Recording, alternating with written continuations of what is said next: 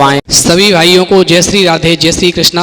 तो आ जाइए दोस्तों, आज का टॉपिक है इस संसार में दो ही मूर्ख हैं, इस संसार में दो ही यात्री हैं, इस संसार में दो ही गंवार हैं और इस संसार में दो ही गरीब हैं। बहुत बेटे की एक बहू भी थी जो बहुत सुंदर थी। वह घर में अपने ससुर के साथ में यानी उस सेठ के साथ में अपना जीवन यापन कर रही थी।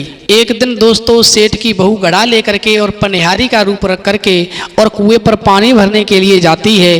तो वह जब कुएं के पास पहुंचती है तो उसने उस कुएं से अपनी गागर को भर लिया है और भरने के बाद में दोस्तों उस कुएं के पास रख लिया। दोस्तों वह पनिहारी जल लेकर के अपने घर के लिए चलने ही वाली थी, तब तक क्या देखती है कि उस कुएं पर एक व्यक्ति आ जाता है। वह हाथ जोड़ करके उस पनिहारी से कहने लगा, मुझे बहुत ही जोर की प्यास लगी है, आप मुझे पानी पिला दें तो मेरा मन शांत हो जाएगा।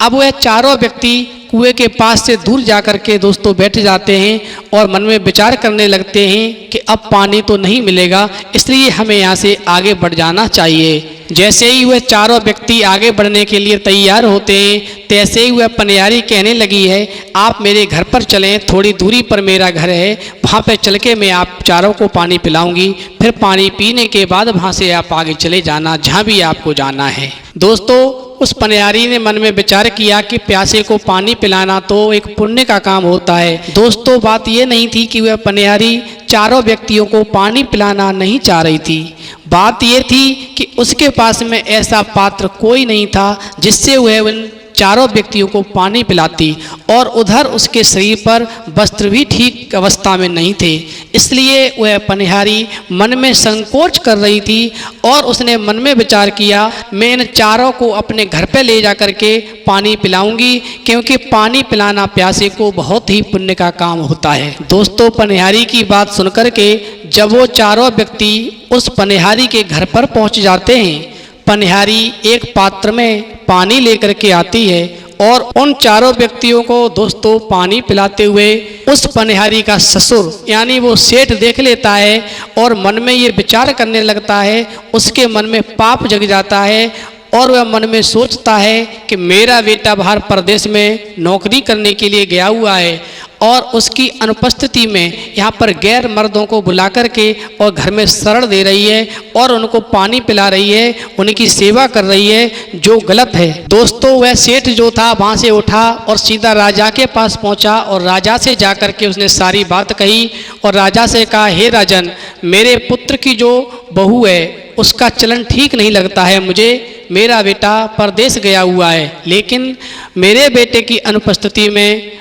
वह मेरे बेटे की बहू जो है गैर मर्दों को घर पर बुलाती है, उनको शरण देती है और उनकी सेवा करती है, उसको सजा अवश्य मिलनी चाहिए। दोस्तों सेठ की बात सुन करके राजा ने उस पनिहारी के पास में सूचना भिजवाई, वह तुरंत ही आकर के राजा के सामने पेश हो। जब ये सूचना उस पनिहारी के पास पहुंची है कि उसे राजा ने बुलाया है, तो उस पनिहारी ने भी राजा के लिए एक सूचना भिजवाई और कहा, उस राजा से ये पूछ करके आओ राजा ने मुझे किस रूप में बुलाया है, बेटी के रूप में बुलाया है या बहू के रूप में बुलाया है या अन्य किसी और रूप में मुझे बुलाया है। दोस्तों राजा को जब ये सूचना वापस दी गई तो राजा ने पालकी भेजी और कहा, इस पालकी में बिठा करके उसे लेकर के आओ, उसे यहाँ पर एक बहू के रूप में बुलाया गया है। जब दोस्तों वो पनिहारी उस पालकी में बैठ करके राजा के दरबार में आई और राजा के सामने जब पेश होती है वह पनिहारी, तो राजा उस पनिहारी को देख करके कहने लगा,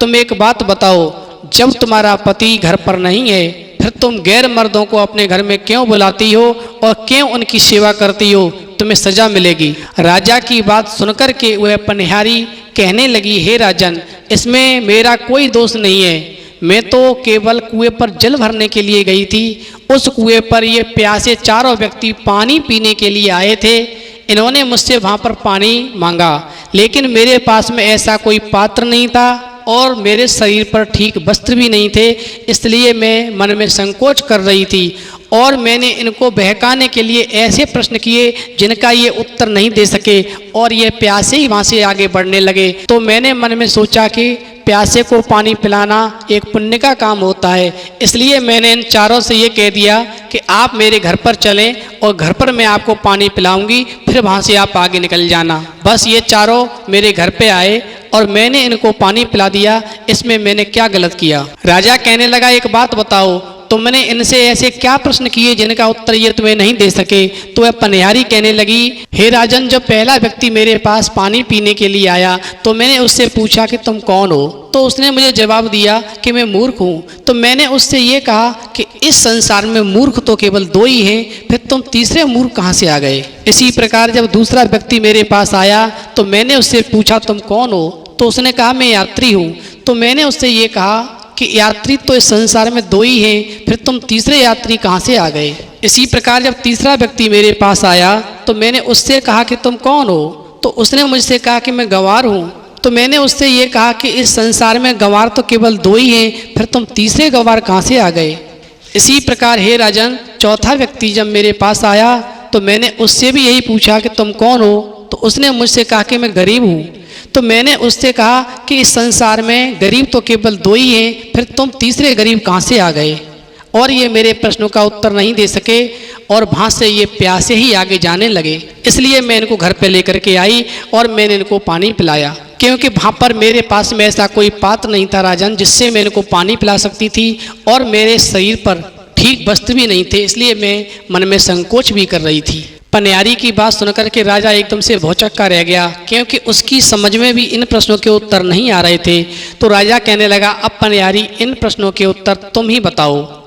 तो पनिहारी कहने लगी, राजन, मुझे आपने माफ़ कर दिया। यदि आप मुझे माफ़ करने की कह रहे हो, आप ये कह दो कि आपने मुझे माफ़ कर दिया, तो फिर मैं आपको उत्तर बताने के लिए तैयार हूँ। राजा कहने लगा, ठीक है, मैंने तुम्हें माफ़ कर दिया, अब मुझे उत्तर बताओ। राजा की बात से सहमत होकर के वह पनिहारी कहने लगी, हे राजन, इस संसार में यात्री तो केवल दो ही हैं, सूर्य और चंद्रमा, और इस संसार में गंवार भी दो ही हैं, भोजन और पानी, जो कि बिना किसी कारण पीछे पीछे घूमते रहते हैं। इस संसार में गरीब भी केवल दो ही हैं, बहू और गाय। इन तीन प्रश्नों का उत्तर तो दे दिया, और जब चौथे का नंबर आया तो वो पनिहारी दोस्तों शांत हो गई।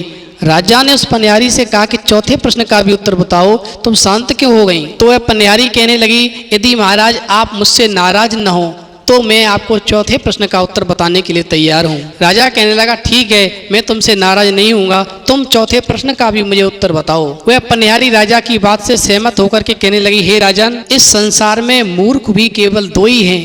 पहले मूर्ख मेरे ससुर हैं, जिन्होंने मुझसे कुछ भी नहीं पूछा और मेरे चरित्र पर सीधा धब्बा लगा करके आपसे इन्होंने शिकायत की।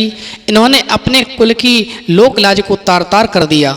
दूसरे मूर्ख राजा हैं, जिन्होंने बिना कुछ जाने मेरे बारे में और इस सभा के बीच में मुझे जबरदस्ती बुला करके यहाँ पेश करवा दिया। पहले तो पनिहारी की बात सुन करके उस राजा को बहुत क्रोध आया, फिर जब उसने ध्यान से सोचा तो उसने मन में विचार किया, वास्तव में ये पनिहारी बात तो सही कह रही है। बिना किसी के बारे में जाने दरबार में किसी को सबके सामने इस प्रकार से बेइज्जत करना ठीक नहीं होता है। उस राजा ने अपनी गलती का पश्चाताप किया और दोस्तों उस पनिहारी का सम्मान किया। दोस्तों, इस कहानी से